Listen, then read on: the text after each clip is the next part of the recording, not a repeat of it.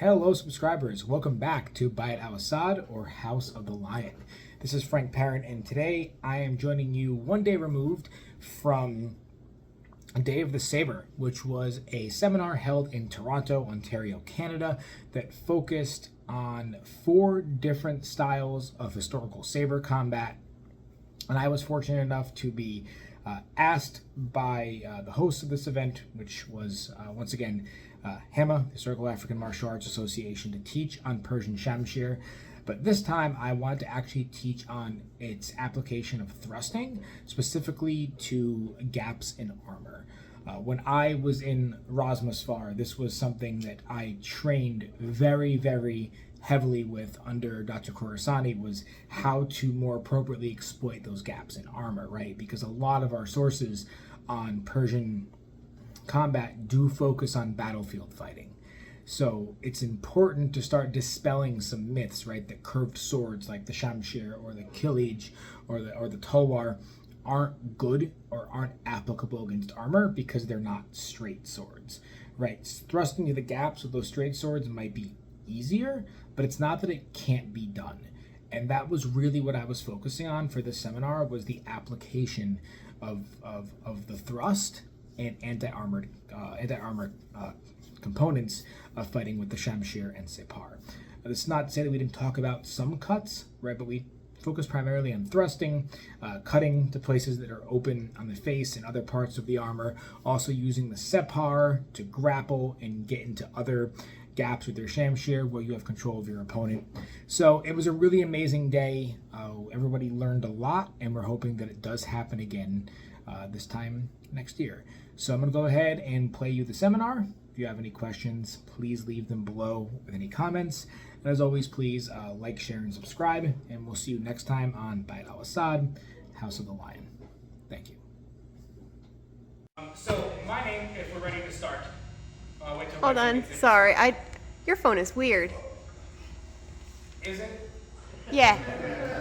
It's good. You're good.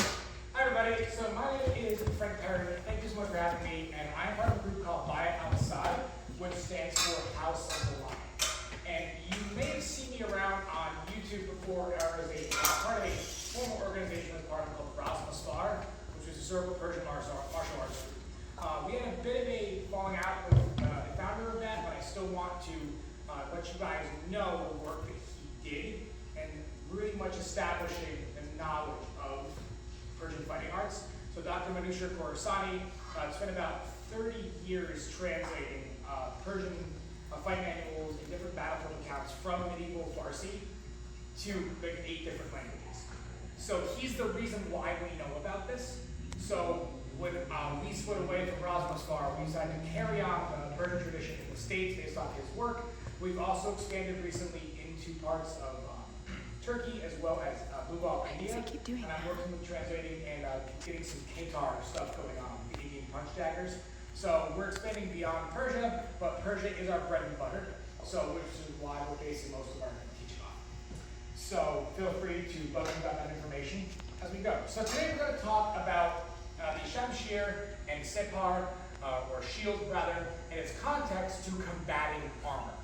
Okay, so a lot of times we get this image in movies, right? Here comes the Middle Eastern warriors hacking away. Sorry, I'm just gonna even more stupid.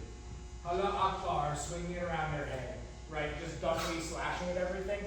Not true, obviously. These weapons, well optimized very well for draw cuts, right, are actually deceptive at thrusting.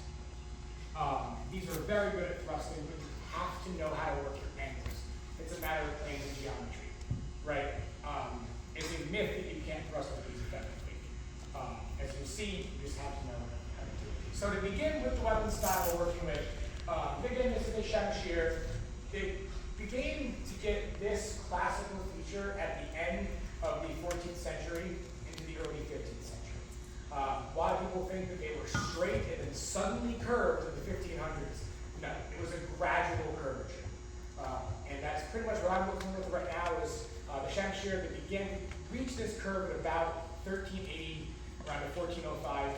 Tamerlane, or Timur, was said to have had a few, and they survive a few Russian museums, and they have about this curvature. Separ is what we're working with, right? Separ just means shield. It's the Persian word for shield. Shamshir means sword. It does not mean lion's tail. It just means sword in Farsi. And Separ just means shield. There are 3 different sizes of shields. We have the small Separs we work with, the medium size, and the large Separs. All have very different uses around different time periods. The smallest Separs were most prominent in the 16th, 17th centuries when Persians began to have more fuller plate armor, and larger Separs, the medium size, is when they were wearing more like, well, I might say less complete, but lighter suits of armor. But we're going to use all of them today because these are outdoor. So we're going to be working around how to combat gaps in armor. First off, about my armor, what I'm wearing is something called lamellar, as what Nancy talked about earlier, as hundreds of plates of hardened leather, in this case, flexible leather, or in the case of Persia, mostly steel. They have the manufacturing and ironwork ability, steelwork ability to have full suits of lamellar armor. This is not Mongol armor. People think it originated in Mongolia. It's not Viking armor either. What? It's not Viking armor. It's not Viking either. Thank you. Why did you have to say that? Just to clarify. You had to bring the Vikings up. I had to clarify. Why did you have to bring? Okay. You have to bring the Vikings. You've heard this one too many times. All right. So basically, when you see a Persian warriors and manuscripts wearing lamellar, you might also be thinking, where's the chain?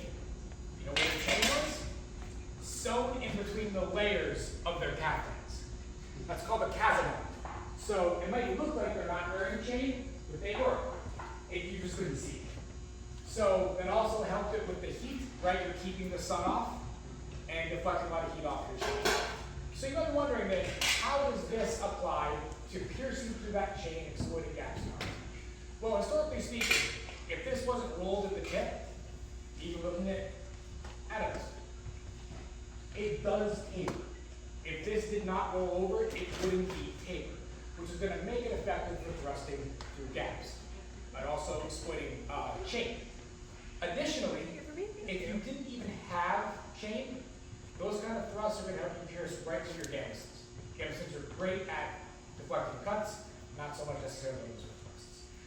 I am, however, going to talk about cutting first with this, because it will be necessary even when you're not in armor. I want to get you guys flowing on the idea of how these were thought. So this is going to be a little difficult, so let's try to get ourselves spread out. So first we're going to talk about are the basic cuts with your Shamshir, and these appear across several generations of manuscripts, battlefield accounts. If you do not have a separ, just put your hand out for now, put a fist out, come on. Footwork is as follows. We don't have any proof of footwork, which is really funny. We just see out there standing in manuscripts and kind of dealing with what feels right. So your separ foot is always going to be forward, whether you're left or right handed. The right foot goes back. Generally, we see people standing feet shoulder width apart, back foot 45 degree angle. That's roughly what we're seeing with this. Okay. When you extend your separ, there's 2 ways we see them grip. When your opponent is at a further distance, they are out like a sword buckler. You can see I 33, right? When they're closer, you're at an A-frame. So look at that difference. Further out in front of you, A-frame, slight bend. With your elbow bent. So if we're coming in to engage, I'm going to begin here. We play each other, feel each other out, right? Eventually we get closer. I'm adapting to that A-frame guard that I come through.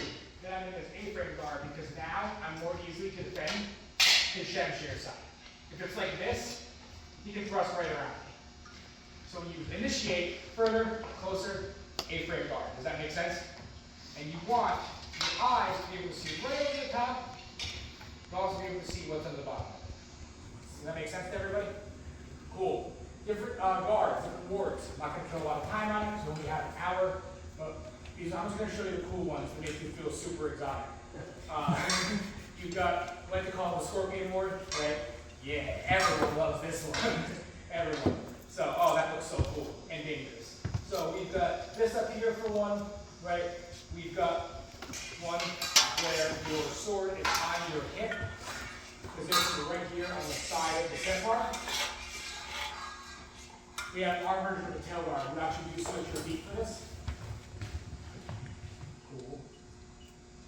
We have a high guard like this. I'm not going to confuse you with Persian names right now because it's a lot of that we'll get to later. All right, cool. And then we have another one that doesn't need rest on the shoulder right back here. So you can play around with those guards. All right, so for our strikes, with Shamshir, there are two primary strikes you're working with and mechanics for. Has anybody here taken any Polish Saber or Hungarian Saber before?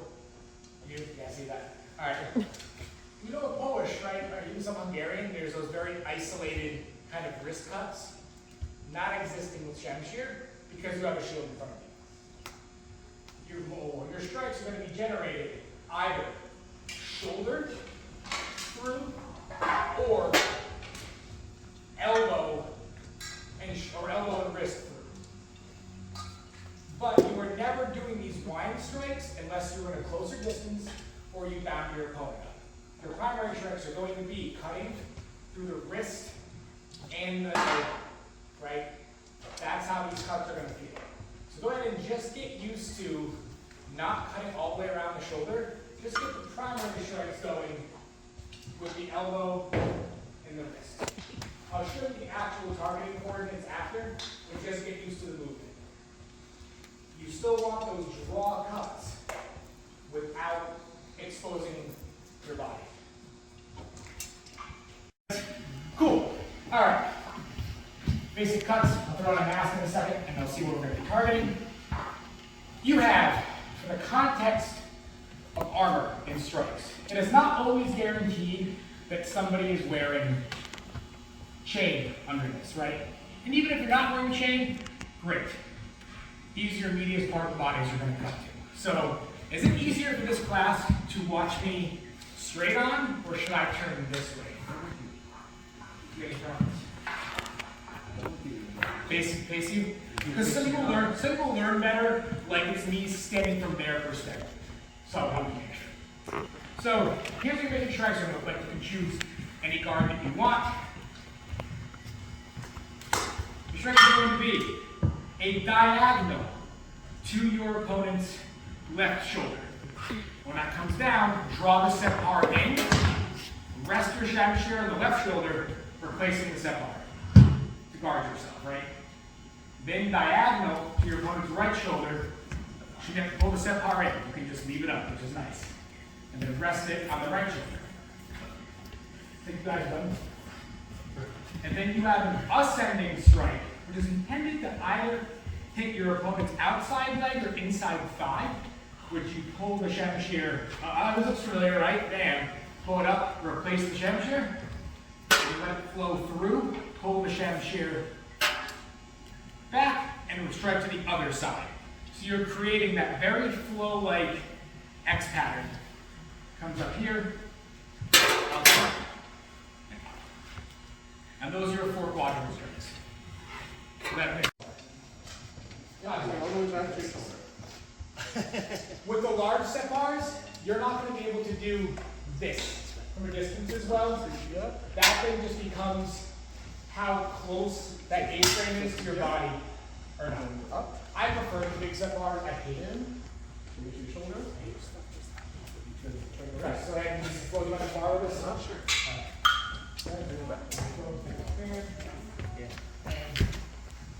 That's yours? And in Persian, you get one nice move out of this. It's called Shamshir Bark, which literally just means to strike the top of the head. The Shamshir. Can I grab my mask quickly? So basically, thank you. This leads me to the point of concussion that we want to talk about with these. Right?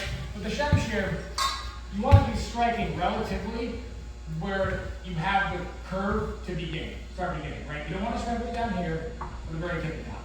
You want to be striking right where the curve begins. This is going to be your greatest cutting force. And the strike at the top of the head is really key in a lot of these exchanges because you use the draw cutting ability. Even then, they talk about actually legitimately striking someone's helmet with your sword in order to pull through to find a new opening. So So they do talk about actually using the sword to strike the top of the helmet. And you actually talk about it as a distractive method. Tapping them to the top of the head. They're not expecting you to cut your head with a sword because they're wearing armor. But you have the balls to do it. They're like, oh God, someone just hit me. So they're using it as a distractive method. So, all right, let me get this on. Knock it out. Strike the top of the head. All right. So, with this one, what you've got, put on guard. You can just drop your seminar for a moment. What Shamshir Bark looks like is you bring the Shamshir to the back of your head, and you are striking again exactly where that curvature hits. And then once that strikes, you pull down. Look familiar? What was the last strike in where that from called? Ross. Same thing, just like Ross. You're hitting here, but not stopping, and you're pulling down. And you're seeing where this leads us to all the nice stabby bits. And that's where we're going next. So you want to go ahead and strike the top of the head. Knock that down, pull through. Good, draw right there. That's what that looks like. And this can be delivered from either over the right shoulder or over the left shoulder. So now just practice going right shoulder, left shoulder. Right shoulder, left shoulder.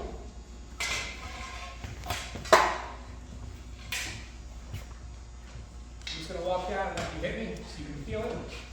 Pull it through. Good. Good. Pull it through. Concussive point.